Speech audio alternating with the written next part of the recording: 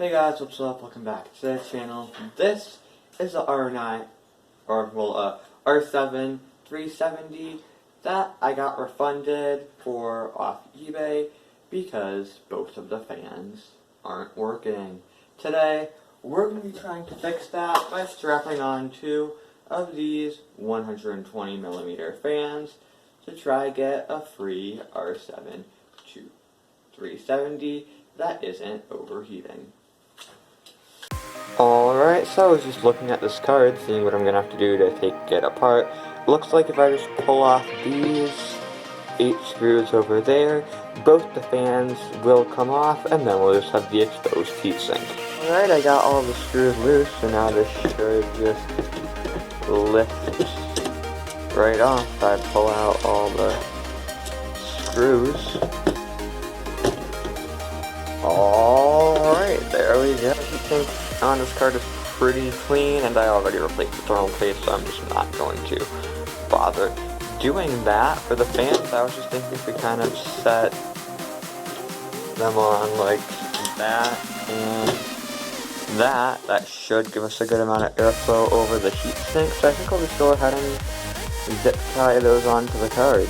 Alright, so this is what the final card looks like. As you can see, these fans right here just basically zip tied onto the card in a few points. Hopefully they don't melt off. I am a bit worried about I did zip tie it around the heat pipes up there, so I'm worried that might melt, but other than that I think we should be good.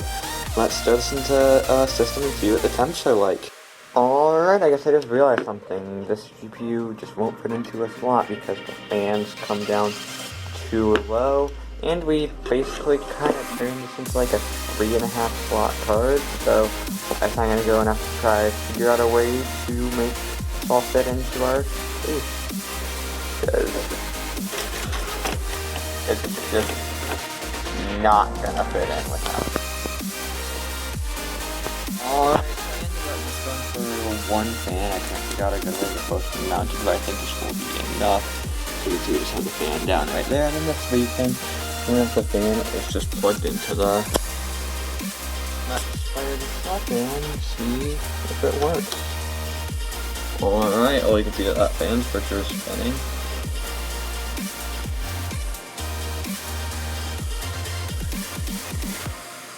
And we just got it. I didn't break the graphics card, so I'll be back once I have the drivers installed and running a stress test. Alright, as you can see here, the GPU is idling at 30 degrees Celsius. It is pretty quiet. This is actually the loudest the system can get. You can't really even hear it through the recording, and I can barely hear it sitting next to the system.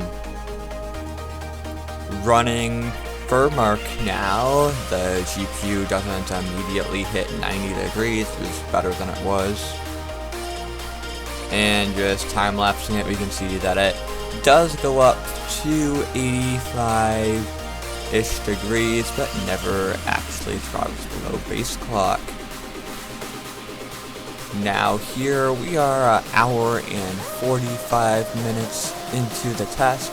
The GPU has leveled off at around 85 degrees and is sitting at 10 megahertz above the GPU base clock. If you are actually going to do this, I would recommend getting a decent fan that has 4-pin PWM control, like something like a Arctic P12 or a decent fan from Noctua. The fan that I'm using here is just like a cheap 3-pin fan that's designed to be silent, so it doesn't push very much air while it's running.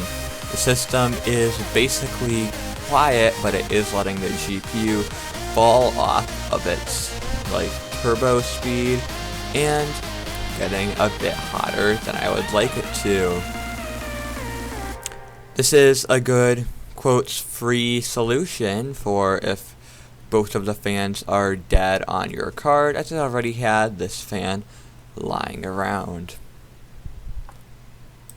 Alright, so as we saw, this card does get a bit hot just with this fan on it, but it does actually work now and would be usable as a gaming card. This is a good solution if your fans do break like they did on this card, but I would recommend getting a decent fan, like an Arctic P12 or something, from Noctua. If this video gets 20 likes, I will go out and buy a decent fan so I can see how this would perform with a decent PWM speed control fan, and if that would actually give us better temperatures than the stock cooler. Anyways, if you enjoyed this video, please like and subscribe, and I'll see you in the next video.